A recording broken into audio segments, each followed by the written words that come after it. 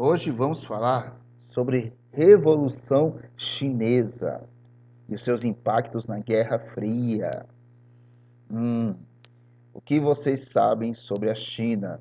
Por exemplo, qual é a comida típica da China? Alguém sabe? Qual é a comida típica da China? Ninguém nunca comeu comida chinesa? Qual é a comida típica da China? Batata frita? Qual é a comida típica da China? Não, sushi é do Japão. Yakisoba, perfeito. Yummy. Coisas que trazem doença. Que é isso, Humberto? Olha só, o yakisoba, que é aquele miojo, que Tom já comeu miojo, já recorreu ao miojo para não poder, não estou a fim de comer arroz, feijão, comer o miojo, principalmente de noite. É uma comida típica chinesa. Um tom, não conheço. É, o macarrão foi criado aonde, gente? Na Itália ou na China? Alguém sabe? O tom não conheço não. O macarrão foi criado na Itália ou na China?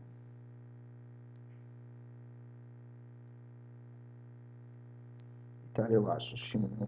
Itália copiou. O macarrão, gente, é uma criação chinesa. O macarrão é uma criação chinesa. A macarronada, o prato macarronada, que é o macarrão com molho de tomate, é uma criação italiana. Entendeu? O macarrão foi criado na China. O macarrão, ele não nasce, não existe pé de macarrão. Você pega uma farinha e você cria um macarrão. Você faz uma farinha e cria um macarrão. E ele foi uma criação chinesa. E os italianos gostaram tanto que criaram o prato macarronada. Criaram a pizza também, dos italianos. Então o macarrão é chinês. Outra comida muito típica dos chineses, além do macarrão, o yakisoba. O yakisoba é um miojo que você abre a geladeira, tudo que você encontra e você joga no macarrão. Além da macarronada, o arroz, perfeito, o arroz. O arroz também é uma comida típica. Você gosta de arroz, hein, Maria? Você ama o arroz ou o macarrão? A China criou. A China criou. Cadê? Exatamente. A China criou o macarrão e a Itália criou o prato macarronada. É, o arroz também. O arroz, os chineses comem diariamente, principalmente no almoço. O arroz, um arroz bem empapado, que eles gostam. Comem com a mão mesmo. Engraçado comer arroz com a mão, né? E de noite eles gostam mais de comer yakisoba. Os dois, mas eu amo arroz. Eu gosto de arroz, mas arroz soltinho, durinho, não gosto ao dente. Tá, quanto mais salgado, melhor. Então são comidas típicas. O que mais os chineses comem? Alguém sabe? Além de arroz, macarrão, o que é mais típico da China? Inseto, peixe. Eles gostam muito de peixe. Eles gostam muito de peixe. Inseto é mais assim onde era a Indochina, onde hoje é o Vietnã.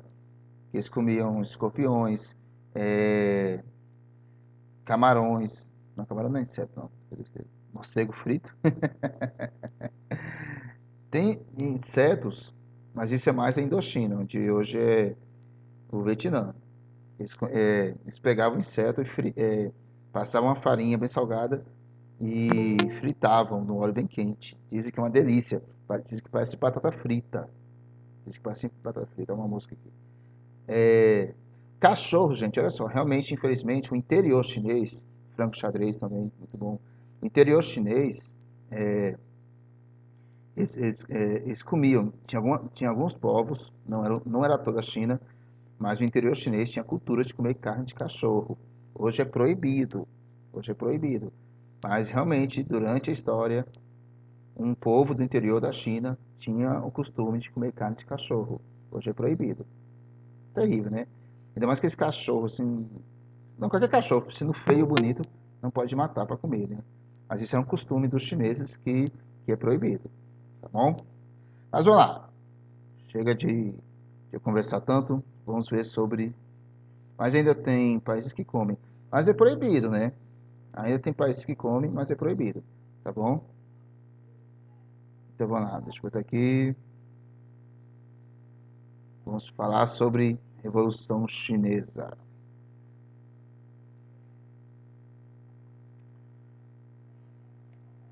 Vamos lá.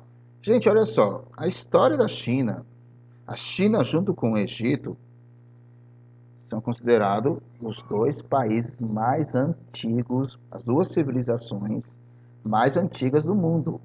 São datadas a 3.000 anos antes de Cristo. Olha só. Tanto o povo do Egito, da Mesopotâmia e também da China são datados a partir de 3.000 anos antes de Cristo.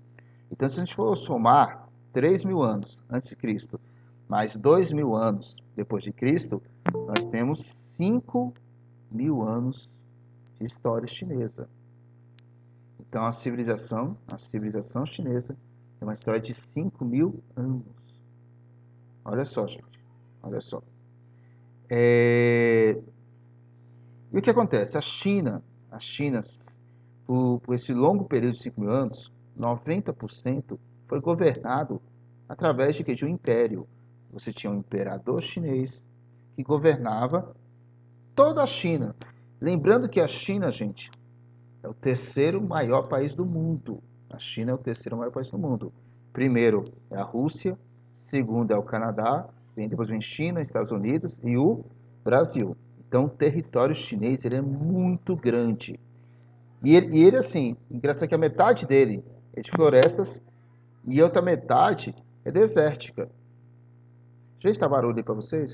Tá com um monte de visita aqui. Vocês estão escutando barulho de criança gritando, essas coisas? Estão escutando? Não, né? Ah, que bom. Aqui tô com 10 pessoas aqui gritando aqui, meus parentes, que São João na Bahia essa semana, né? Tá todo mundo de férias aqui, estão aproveitando São João e, e isso gritando ali. Se estiver gritando, você me avisa, tá bom? Então vamos lá. Então, gente, olha só. A China, metade do seu território é composto por floresta. E a outra metade é um grande deserto. Então, a China, você tem um deserto enorme, um dos maiores do planeta, só não é maior que o deserto do Saara, o deserto do Oriente Médio, que é o terceiro maior deserto do planeta, que é o de Gobi. E a outra metade da China são florestas. A China é o país mais populoso do mundo. Tem quase 2 bilhões de chineses. Gente, 2 bilhões de chineses. É quase 30% da população do nosso planeta. Então, vamos dizer assim, quase 30% da população do planeta é chinesa. Já pensou? De cada 10 pessoas, 3 são chineses. Professor, chinês é tudo igual? Não, chinês não é tudo igual, não. São bem diferentes. Mas é o país mais populoso.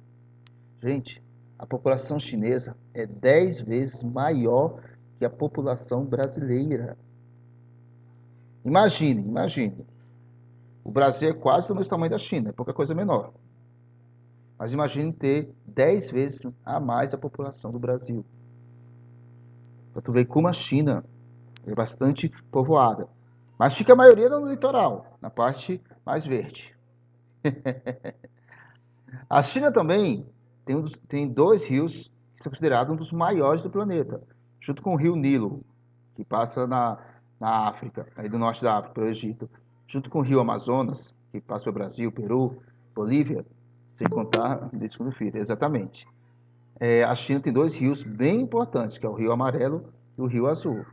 São 2 rios os mais importantes do mundo. São enormes também. Só não é maior que o Rio Nilo e o Rio Amazonas. Na China, gente, olha só. Na China tem uma lei que você só pode ter um filho.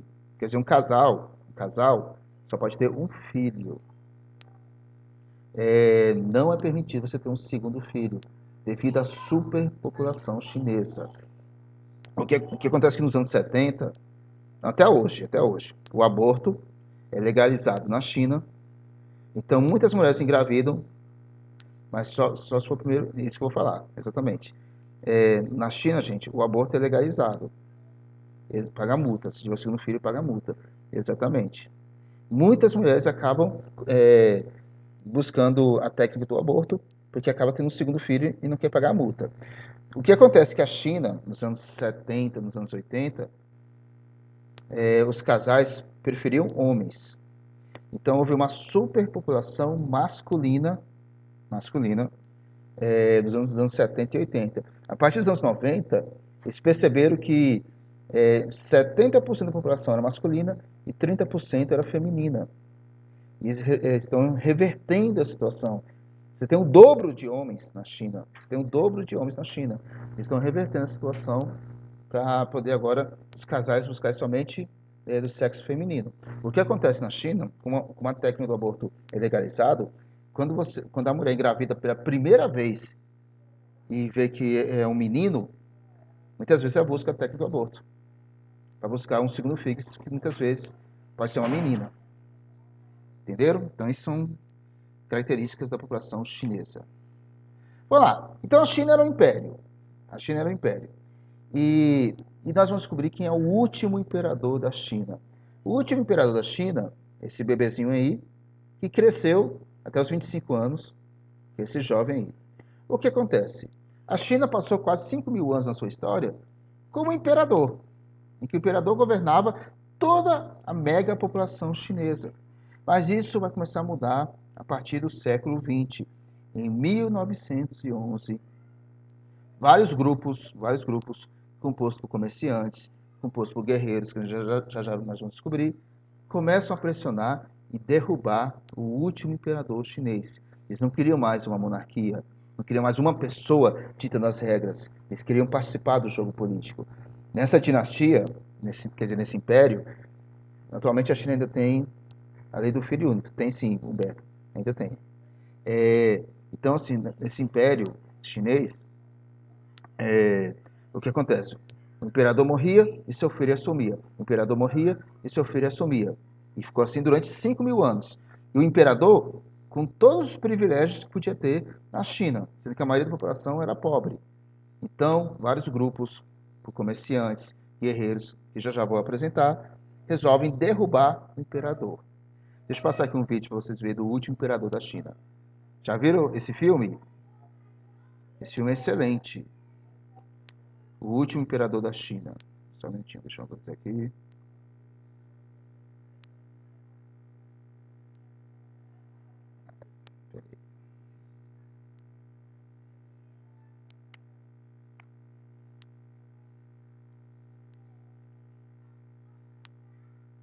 Se começar barulho de crianças, me avisam. Eu vou dar uns cascudos nas crianças ali. Não, jamais. Faz isso não. Só arranca Hoje nós vamos falar de um filme super clássico, O Último Imperador. Este filme é uma parceria do Reino Unido, Itália, França e China, com a direção... Não é esse vídeo que eu quero não. Peraí, esse aqui de baixo.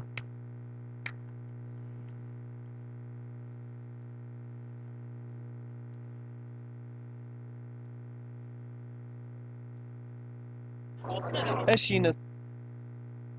Uai, cadê o vídeo? Deixa eu ver se isso aqui mesmo. Isso aqui eu copiei o link errado. Hoje nós vamos falar de um filme na Manchúria. Há muito mais... Peraí, só um minutinho, gente. Último imperador da China. Peguei o vídeo errado. Achei. Então, atenção, deixa eu botar aqui para vocês verem.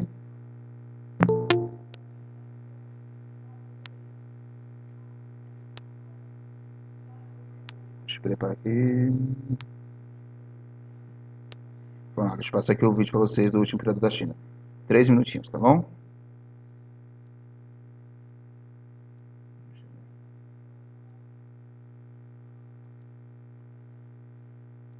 Se tiver sem som, me avisa, tá, gente?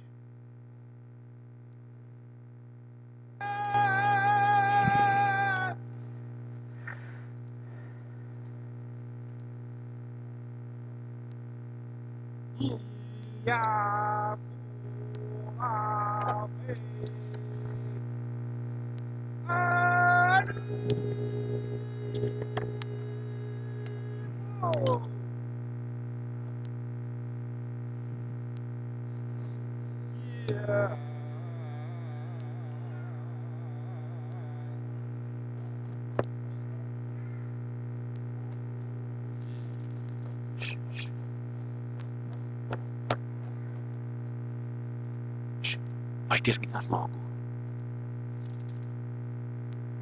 Olha!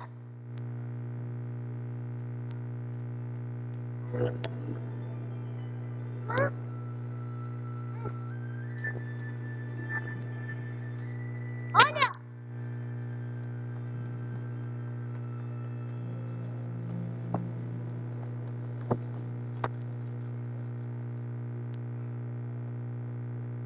Oi!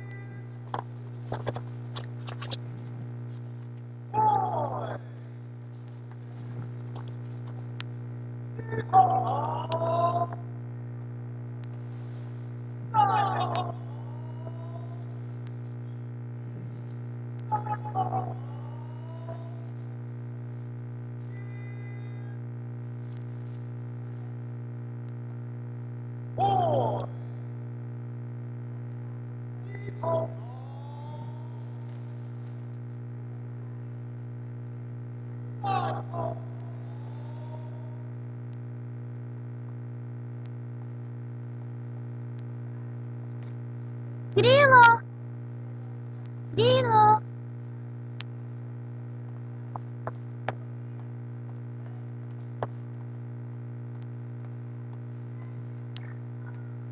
Grilo! Onde está o grilo? Ele é meu amigo, Majestade. Está abrigado embaixo do meu braço.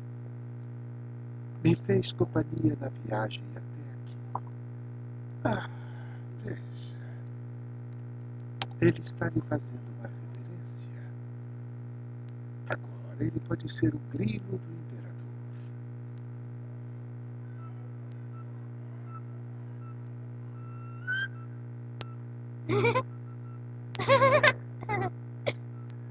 Majestade, esta é a cidade proibida. Veja, esse aqui é o quarto de Sua Majestade. E nós estamos aqui. Eu vou pra casa hoje. Não, hoje não. Ainda não. Veja aqui. Esta é a sala da harmonia suprema, onde Sua Majestade foi coroada.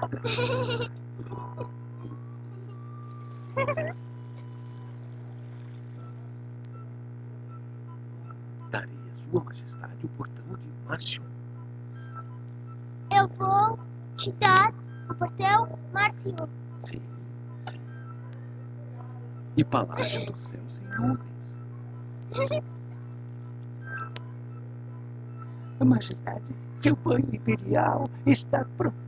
Não gosto de banho. Não gosto de banho. Não gosto.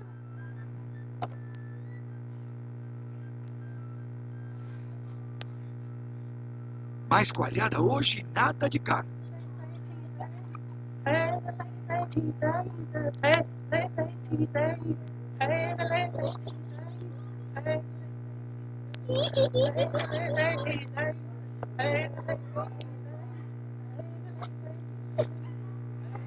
É verdade que eu posso fazer tudo o que eu quiser?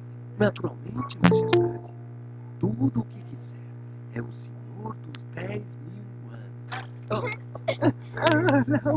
Não assim não, Majestade. Sou filho do céu, eu sou filho do céu. É sim, oh sim. Sou filho do céu, eu sou filho do céu. Amor, eu quero ir pra casa. Eu quero ir pra casa. Amor, eu quero ir pra casa.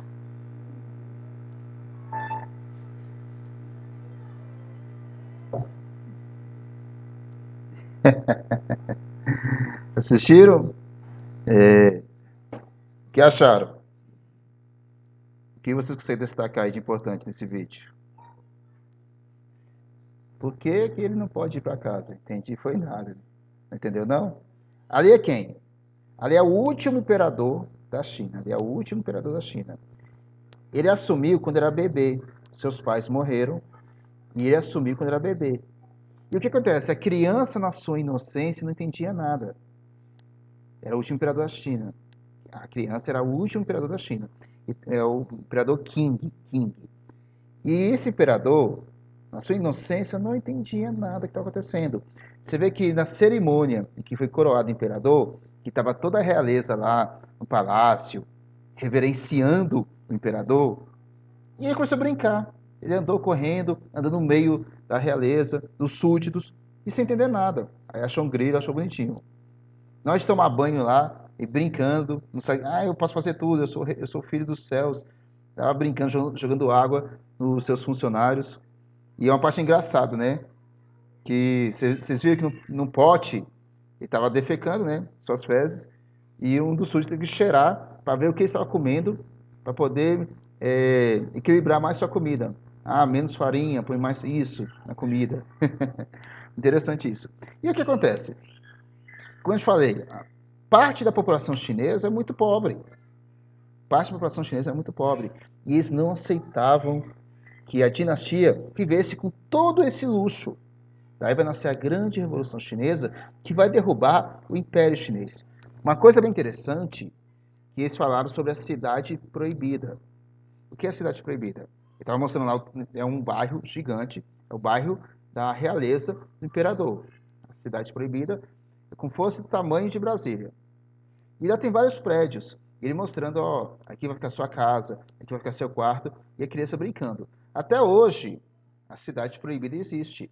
Se vocês pegarem aquele Google Maps e ampliar a capital Pequim, capital da China, você vai que tem um quadrado, bem no meio, um quadrado, bem no meio da China. Ali é a Cidade Proibida. Hoje é um ponto turístico. Hoje é um ponto turístico, mas foi a sede do Império Chinês durante 5.000 anos.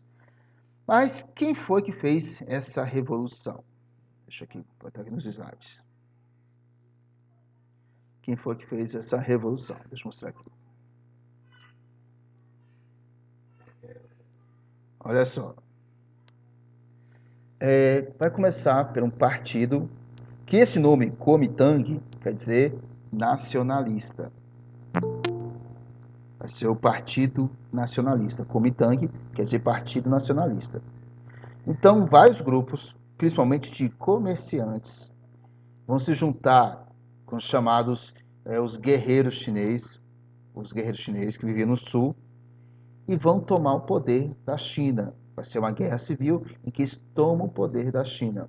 Então, o Kuomintang quer dizer Partido Nacionalista. É o partido que vai tomar o poder e vai derrubar o imperador chinês. Mas esse Kuomintang não vai ficar muito tempo em poder, que a gente vai ver. Nós temos aqui o grande líder do Kuomintang, que foi Sun Yat-sen, e ele vai se unir com dois grupos para conseguir tentar derrubar o imperador e montar esse novo governo, que ele chamou de República Chinesa. Esse novo governo ele chamou de República Chinesa. Na parte superior, onde está essa bandeira, ele vai se unir com o PCC. Quem é o PCC? Não é o primeiro comando da capital, lá de São Paulo. Não é isso. O PCC é o Partido Comunista Chinês. Então, o Sun Yat-sen vai se unir com o Partido Comunista Chinês e também com os guerreiros do Sul, para poder tomar o poder da China. Eram três grupos unidos e aceitaram essa nova República Chinesa. Mas Sun Yat-sen morre. E quando ele morre, ele passa o poder para o Chiang Kai-shek. Só que o Chiang Kai-shek vai começar a perseguir os comunistas. Ele não aceita que os comunistas que estavam unidos com Sun Yat-sen faz parte desse novo governo e vai começar a perseguir. E os comunistas eram liderados por Mao Tse-tung, que eu falo muito dele já já. Então, Mao Tse-tung famoso Mao. Gente, não esquece esse nome. Não precisa decorar todos os nomes, não. Mas o Mao Tse Tung é importantíssimo. Então, Mao Tse Tung, o líder dos comunistas. Os comunistas eram operários e camponeses. Começaram a ser perseguidos pelo Kuomintang, que é o Partido Nacionalista, de Kai-shek. E o que acontece? Quando a guerra estoura, a guerra explode, de repente, o maior rival da China, o Japão, começa a invadir a China. A guerra é entre o Kuomintang nacionalistas, de Kai-shek, contra os comunistas de Mao Tse-tung. É uma guerra civil. Mas quando a guerra estoura, para ver quem ia ficar no poder, o Japão, que é um rival histórico da China, assim como o Brasil e a Argentina, o Japão invade a China. E os dois fazem uma trégua. O Partido Nacionalista, o Kuomintang, e o Partido Comunista Chinês fazem uma trégua. Então, nós devemos nos reunir para poder se livrar dos japoneses. Senão os japoneses vão tomar conta de tudo aqui. Já que o imperador caiu e essa nova república está muito frágil, está numa guerra civil, então nós precisamos se unir para lutar contra os japoneses, que é o maior rival histórico dos chineses. Nessa guerra, que vai durar 7 anos, que vai até o final da Segunda Guerra Mundial, enquanto o Japão estava lutando na Segunda Guerra Mundial e também tentando invadir a China, e olha que a invasão japonesa na China é considerada um dos maiores crimes contra a humanidade. Um dos maiores crimes contra a humanidade. O Japão começou a invadir a China em 1937. Matavam milhares de pessoas, saqueavam a China. Eles queriam o controle da China, mas matando os chineses. Eles queriam o território chinês. Eles não queriam os chineses, eles tinham ódio dos chineses. E o que eles faziam? Olha essa coisa terrível. Começaram a estuprar várias mulheres chinesas. Para vocês não vão mais dar luz a chineses, vocês vão dar luz a japoneses. Então os japoneses começaram a estuprar várias mulheres chinesas, dizendo que, vocês vão ter que dar luz a japoneses, então os chineses. Nós queremos limpar os chineses desse território. Isso foi um dos maiores crimes da história da humanidade. Terrível. Foi uma onda de estupro enorme. Até hoje o Japão pede desculpa para a China, devido a esse crime terrível, né? E o que acontece? Os japoneses invadiram a China, mas quando os Estados Unidos tacou as 2 bombas atômicas no Japão ficou muito fraco. Pediu a rendição na Segunda Guerra Mundial e no Tratado de Paz os chineses pediram para os Estados Unidos para que eles retirassem os japoneses que viviam na China. E assim o Japão saiu da China, deixou a China livre de novo. Mas aí voltou a guerra civil. Aí retornou a guerra civil que existia antes. Entre Mao Tse Tung, os comunistas, contra Kai-shek do Kuomintang, que são os nacionalistas. Acabou a invasão japonesa, mas retornou a guerra. E o que acontece, gente? Isso vai cair na prova, não esqueçam. A Grande Marcha. Isso é muito importante. Não esqueçam, a Grande Marcha de Mao Tse Tung. E o que foi a Grande Marcha de Mao Tse Tung? Na Guerra Civil, os comunistas eram liderados por camponeses e operários, mas eles estavam muito longe da capital, enquanto os nacionalistas que estavam na capital conseguiam controlar e vencer a guerra. Mao Tse Tung fugiu para o interior da China. E quando Mao Tse Tung, Mao, não esqueça esse nome, Mao é Mao, tá gente? O Mao ele é Mao. Quando Mao Tse Tung fugiu para o interior da China, ele começou a fazer sua grande marcha. Ele falou, eu vou começar a passar em cidade chinesa, eu vou começar a passar em vila chinesa e vou recrutar um imenso exército para voltar para a capital e vencer essa guerra. A Grande Marcha é uma fuga de Mao Tse Tung, que vai recrutar vários camponeses para retornar para a capital bem poderoso. Está entendendo? Esse recrutamento, a parte dele foi de forma espontânea, as pessoas realmente acreditavam na ideia de Mao e entraram no exército chinês, que é chamado de Exército Vermelho, mas uma parte também foi obrigatório. Muitas vezes, quando uma vila, uma cidade não queria ser recrutado, era um recrutamento à força. Então, muitas vezes, matava alguns líderes locais e pegavam os jovens para ingressar no exército de Mao Tse Tung.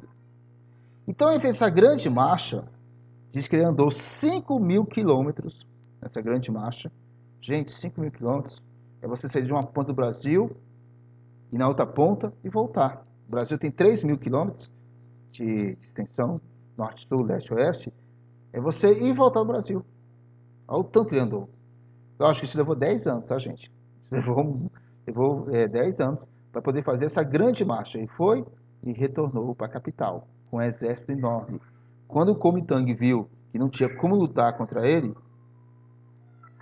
nessa guerra civil, quem venceu? O exército de Mao Tse Tung. Venceu o exército comunista. Então, olha só, gente. Olha só, presta atenção. A grande marcha, para quem na prova, quando Mao Tse Tung, ele vai viajar por toda a China, por interior chinês, recrutando soldados,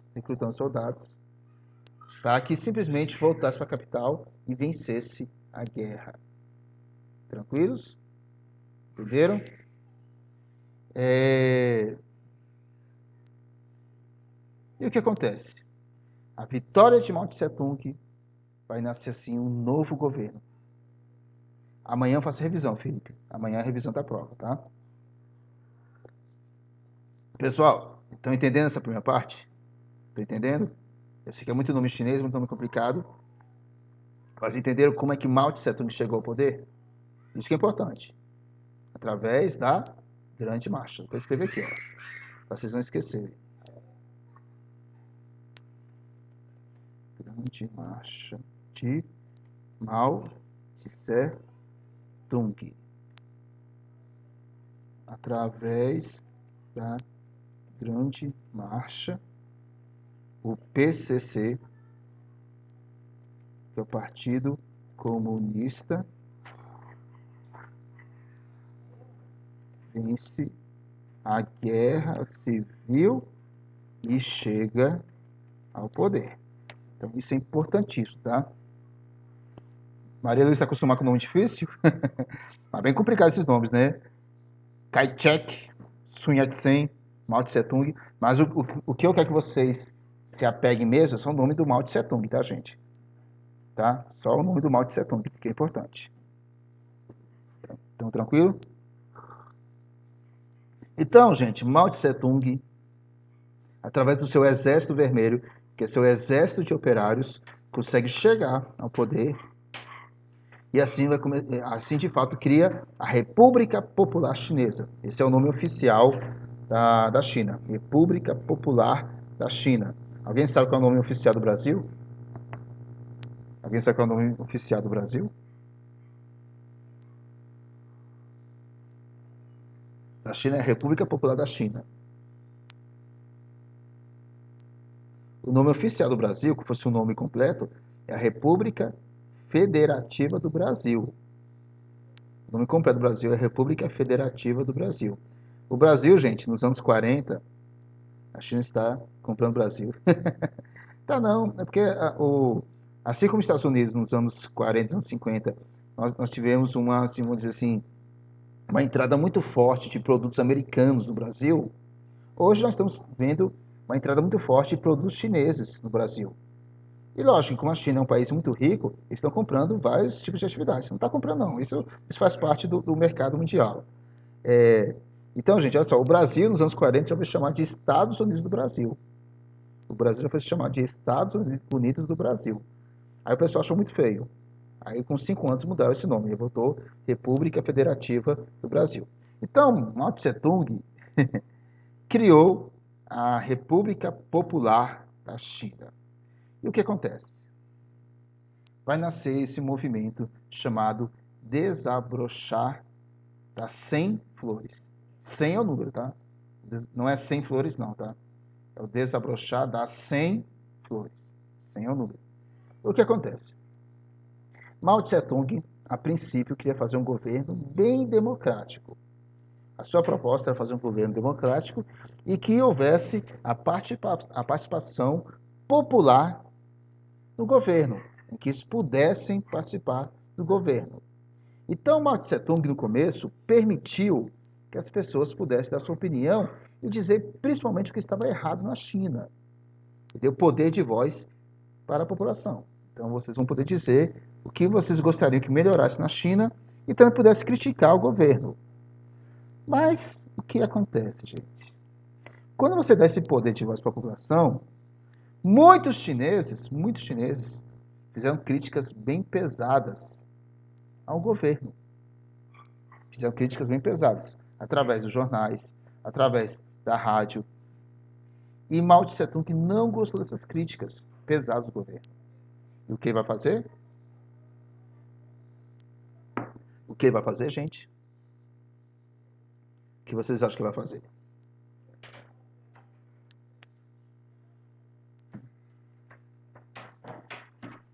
O que vocês acham que vai fazer? Matar? Assassinar essas pessoas? Exatamente isso. Exatamente isso. Mao Tse Tung, com raiva das críticas, ele ficou envergonhado, porque foi uma onda de críticas bem fortes. Ele, envergonhado, começou a perseguir as pessoas, começou a censurar os jornais e acabou essa participação popular. Ele pediu, exatamente. Ele, na sua inocência, ele foi meio egoísta, exatamente.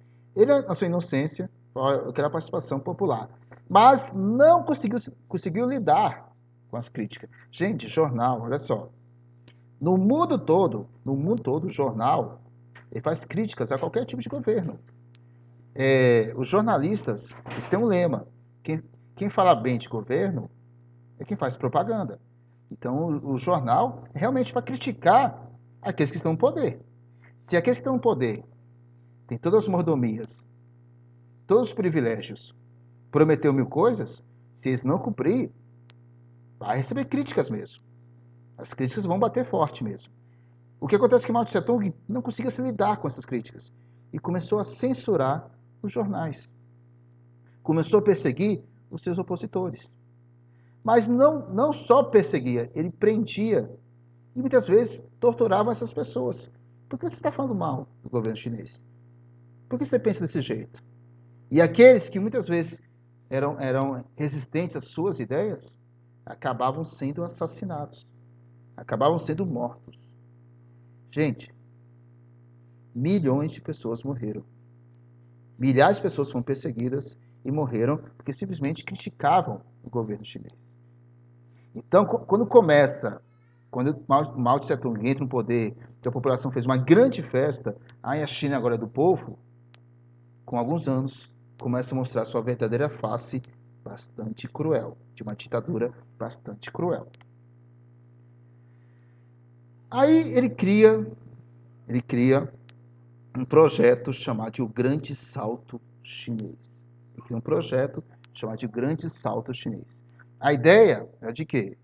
Que a China se transformasse em um grande país do mundo. Gente, a China hoje só não é maior que os Estados Unidos.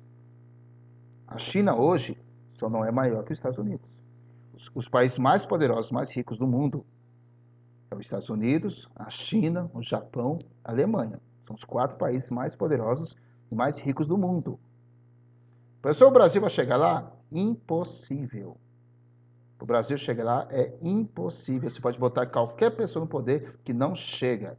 Infelizmente, nós vivemos num país pobre. Um país muito pobre. Então, para o Brasil chegar lá, quem sabe daqui 1000 anos. Daqui 1000 anos podemos sonhar, né? Mas nos próximos 100 anos, esquece. O Brasil não vai chegar a ser um país rico. Pode melhorar, gente. E pode melhorar bastante a sua situação. Mas ser uma grande potência nos próximos 100 anos, esqueçam disso. Isso é ilusão. Então, para tu ver, esse grande salto de Mao Tse Tung começa nos anos 50. O resultado, a gente está vendo agora. A China como o segundo país mais poderoso do mundo. E o que os chineses fazem?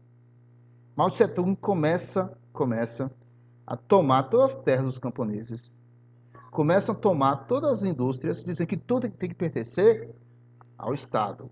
Olha só, ele toma as terras, toma o comércio, toma as indústrias, dizendo que tudo tem que pertencer ao Estado, porque o Estado vai dividir para a população. Olha só.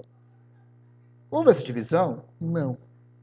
Não houve. O Estado tentou controlar toda a economia chinesa, principalmente as partes das indústrias, das indústrias que produziam muitos materiais através da extração de minérios, e assim começou a deixar a população desalojada. Gente, morreram 20 milhões de chineses de fome. Morreram 20 milhões de chineses de fome. Porque perderam suas terras, ficaram desalojados, não tinham empregos, o governo fazia essa distribuição lentamente, mas, gente, ó, eu tomei sua terra, onde você tem sua rocinha, você tinha uma vaquinha, uma galinha, você tinha sua horta, daqui um mês eu vou te colocar em algum lugar aí para você trabalhar. Daqui um mês você morrer de fome. Daqui um mês você morrer de frio. Morreram 20 milhões de chineses. Terrível. Então, esse grande salto da China, na verdade, foi um grande salto de mortes. Milhares de chineses morreram de fome e desesperados. E daí ele vai criar um novo projeto, chamado de Revolução Cultural. O seu famoso livro vermelho. O famoso livro vermelho da China. Pergunto, quais são os livros mais lidos do mundo? Alguém sabe? Quais são os livros mais lidos do mundo? Alguém sabe? Quais são os livros mais lidos do mundo? A Bíblia, certinho, Maria Luísa, certinho. O que mais? A Bíblia. O Alcorão, que é a Bíblia Sagrada dos Islâmicos. A Bíblia, dos cristãos. Dom Quixote. Dom Quixote é bom. É ótimo, de Miguel Cervantes. Mas os livros mais lidos do mundo é a Bíblia, do cristianismo, o Alcorão, do islamismo. Qual é o livro de literatura mais lido do mundo? Alguém sabe? O livro de literatura mais lido do mundo? Será que é algum livro de Shakespeare? Será que é o Harry Potter? Será que é o Harry Potter? É o Game of Thrones? Gente, o livro de literatura mais lido do mundo é O Senhor dos Anéis. O livro de literatura mais lido do mundo é O Senhor dos Anéis. E, tirando os livros religiosos, tirando os livros de literatura, então, entre os 4 livros mais lidos do mundo, o livro vermelho de Mao Tse Tung. O livro vermelho de Mao Tse Tung é o 4º livro mais lido do mundo. Primeiro a Bíblia, depois o Alcorão, depois o Senhor dos Anéis, e depois vem o livro vermelho de Mao Tse Tung. Nesse livro, ele vai descrever e pontuar suas principais ideias. Ele vai descrever e pontuar suas principais ideias. E quando ele fez e criou esse livro vermelho, ele não pediu que as pessoas simplesmente comprassem e lessem. Ele obrigou que todos os alunos deveriam ler esse livro. Ele obrigou que todo jovem chinês deve ler esse livro e seguir à risca as ideias de Mao Tse Tung. Então não foi um livro assim que você vai, eu quero ler. Vai na biblioteca, ou vai na internet, ou vai numa livraria e resolve comprar. Eu quero ler esse livro. Não. Foi um livro obrigatório para os chineses, onde estavam as ideias de Mao Tse Tung. E se você recusasse a seguir essa ideia de Mao Tse Tung, você era preso. Então, essa revolução cultural, alguns chamam de lavagem cerebral, de Mao Tse Tung, ele obrigava a população a ler as ideias comunistas. As ideias, quer dizer, do comunismo criado por Mao Tse Tung. E se as pessoas não seguissem, muitas vezes podia ser até presa. Vou até passar um vídeo já mostrando isso. As pessoas que se recusavam a seguir as ideias de Mao Tse Tung. Deixa eu passar aqui logo. Um vídeo. Olha só.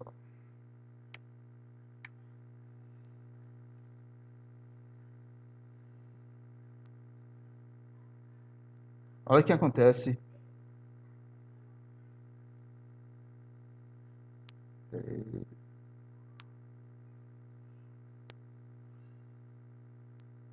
estão me vendo, é?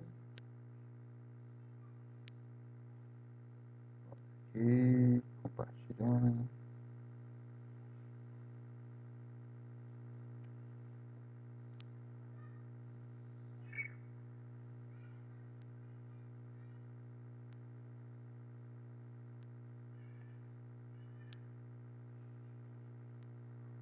Preste bem atenção nesse vídeo.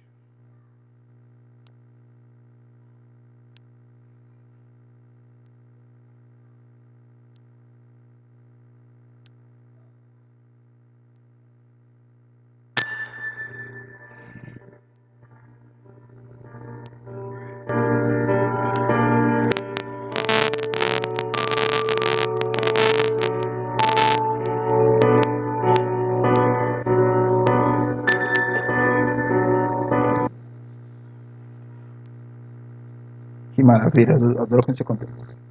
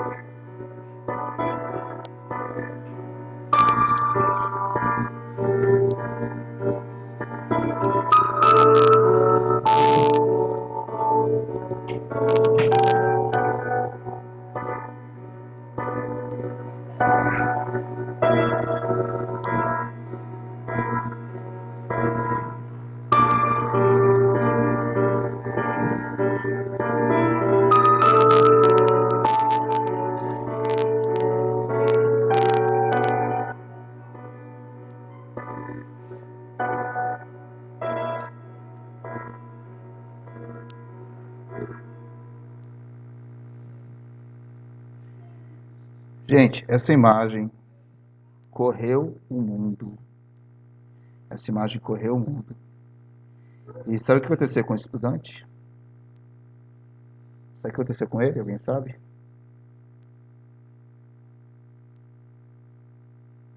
Morreu. Sabe o que aconteceu com ele? Ninguém sabe. Ninguém sabe o paradeiro do estudante depois que houve essa cena que marcou o mundo. Foi gravada e repercutiu muito forte, é uma das cenas mais icônicas da história da humanidade, em que esse estudante porque era uma roupa muito típica de estudante naquela época, né? Era o uniforme dos estudantes. E simplesmente parando tanques chineses e protestando ali. Ninguém sabe com o quê. De repente ele sumiu e ninguém sabe o que aconteceu com ele. Quando Mao Tse Tung ele morre, foi enterrado vivo. Quem sabe, né? Queima de arquivo. É o famoso queima de arquivo. Ninguém sabe o que aconteceu com ele. Mas quando Mao Tse Tung morre, a China de repente muda a sua postura. Ela vai se transformar. A China, que era um país muito fechado, em que a imprensa era censurada, apesar que até hoje a imprensa ainda é censurada na China. A liberdade religiosa era muito controlada, até hoje a liberdade religiosa ainda é controlada. Por exemplo, os cristãos têm muita dificuldade de poder propagar sua fé na China. Alguns são até perseguidos. Lá só aceita o budismo como religião oficial. Então, o taoísmo, que é um grande filósofo que nasceu há 4.000 anos atrás na China. Então, a China ainda é um país muito fechado, é opressão muito forte. Mas depois que Mao Tse Tung morre, aí começa a existir a mudança na postura chinesa, que eu vou mostrar rapidinho. Então, essa aqui.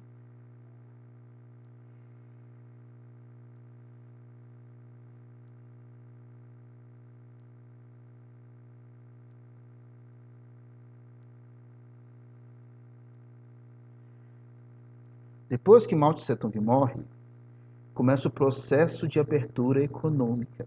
Os chineses começam a comercializar a abertura do seu mercado para vários tipos de produtos que vinham da Europa, do Japão e principalmente dos Estados Unidos. Aí começa o processo de abertura do mercado chinês. Aí eles começam a vender parte da sua produção, não é tudo mais controlado pelo Estado, permitindo que existam empresas privadas que possam investir e desenvolver o comércio chinês. Com isso, a China se transforma na segunda maior economia do mundo, só não é maior que a economia americana. Mas o que acontece na China, gente? Nas capitais, você tem uma quantidade enorme de indústrias, dessas multinacionais, de todos os ramos, automobilístico, de alimentação, de vestuário, como a Adidas, a Nike, a McDonald's, a Ford, a Ferrari. Mas também, os chineses sabem que tem um mercado enorme no mundo que não consegue comprar os produtos originais, que são bem caros. E daí você tem, no interior da China, grandes indústrias de pirataria. No interior da China, você tem grandes indústrias de pirataria que produzem produtos similares, mas não oficiais, das marcas das grandes multinacionais, e isso consegue vender bem mais barato em quase todo o planeta.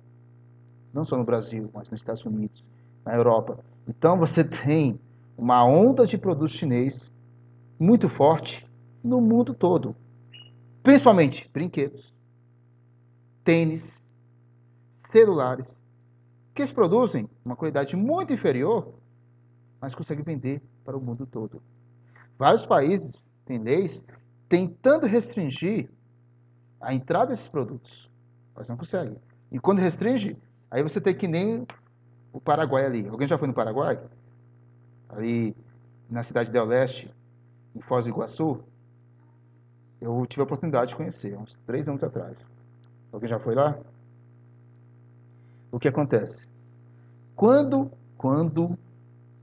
tentam restringir a entrada de produtos oriundos da China, aí você tem o comércio clandestino. Já foi lá, Maria Eduardo? Exatamente, Vinícius, contrabando.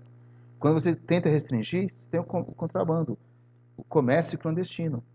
Daí você tem vários produtos entrando no seu país, porque você tenta proibir. O Brasil chegou a liberar, agora volta a restringir, libera, restringe.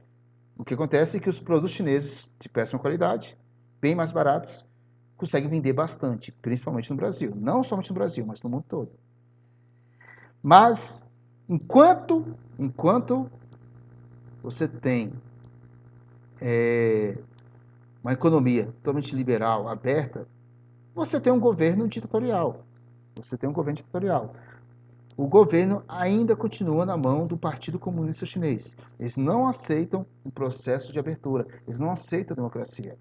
Só nós aceitamos a economia liberal, que as empresas possam vir aqui produzir e vender seus produtos. Mas não esperem que a China vai se transformar em uma democracia. Então a China é um país comunista com uma economia liberal. Entenderam? No governo é uma ditadura, mas na economia ela é liberada. Até hoje é assim. E por isso é muito forte e uma das maiores, assim, uma das maiores economias do mundo. Tranquilo, gente? Tranquilos? Só vou falar rapidinho de Coreia para finalizar. Alguma dúvida em relação à China?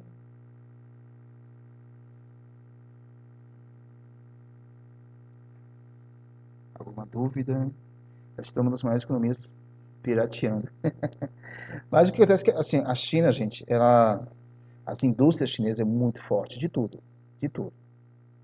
Tanto na produção de automóveis, de eletrodomésticos, de roupas, de brinquedos, de sapatos, tênis.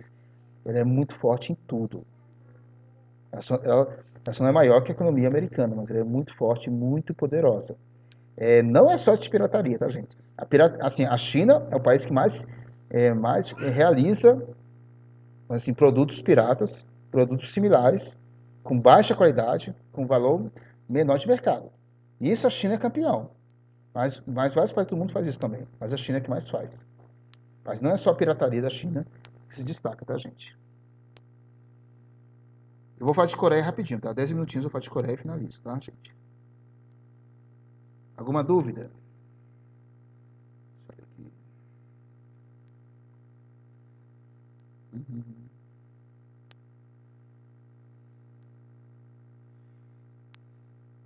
Deixa eu fechar aqui. Professor, quando vai ser? Peraí, não vi não. Professor, quando vai ser as férias? Maria Eduarda, vai ter essa semana de provas, quer dizer, as provas começam essa semana que vem ainda tem provas. Aí eu acho que a partir da semana, tem mais uma semana de aula, de trabalho, aí depois vem as férias, tá bom? Tá, de Coreia rapidinho aqui, 10 minutinhos, tá? Por aí, Maria. Do dia 10 ao dia 20, exatamente. É nesse período mesmo, tá bom? De julho, exatamente. Exatamente. Claro.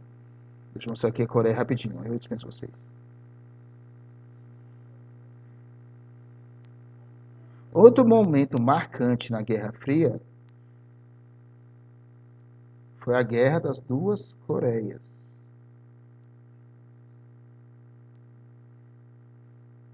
Vocês estão vendo aqui das Coreias, né, gente? Olha só.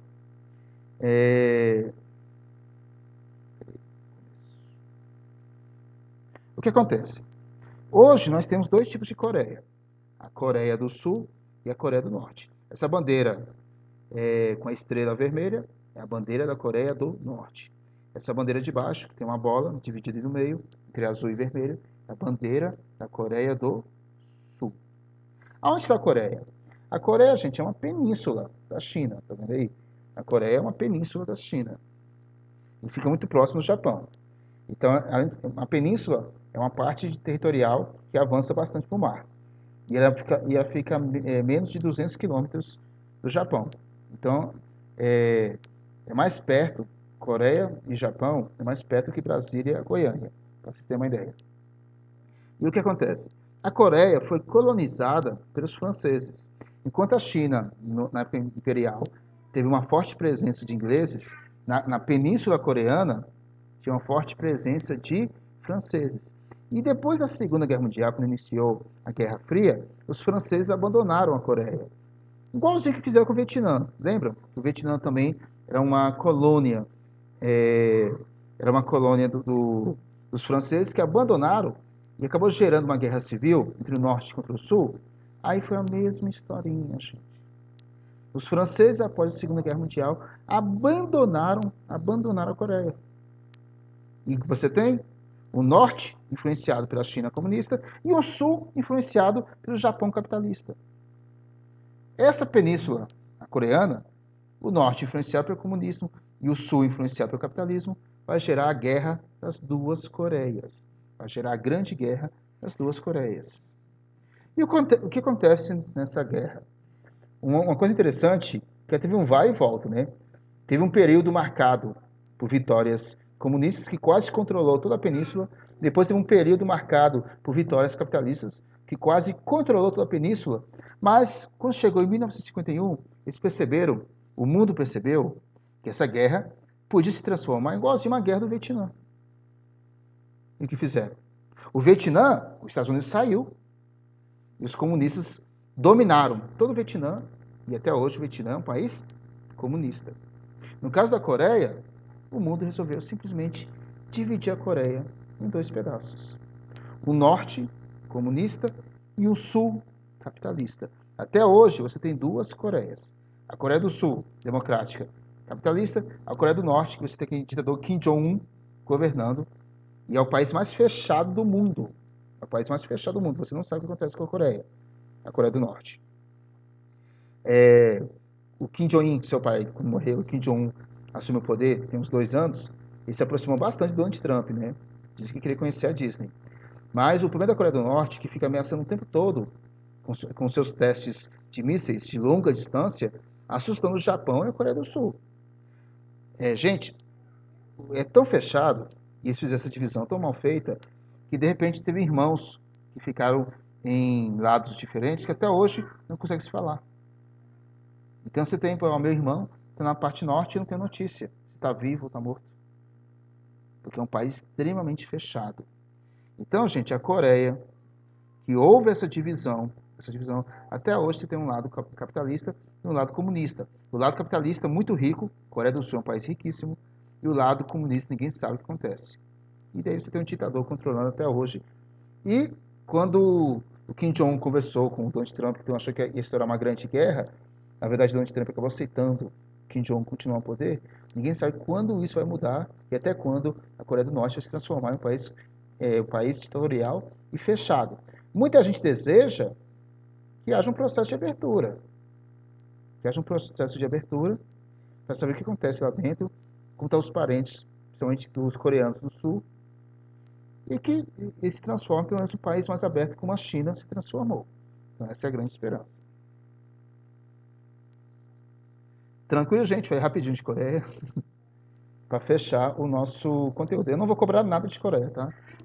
Da Guerra Fria, eu vou falar do início da Guerra Fria, vou falar da corrida armamentista, da corrida espacial, não, na prova. Vai falar sobre o começo da Guerra Fria, entre Estados Unidos e União Soviética, a corrida armamentista, a corrida espacial, vou falar sobre a Guerra do Vietnã, Revolução Cubana e Revolução Chinesa. E também sobre Israel, tá bom? A formação do Estado de Israel. Certinho, gente? Alguma dúvida? Tudo certinho?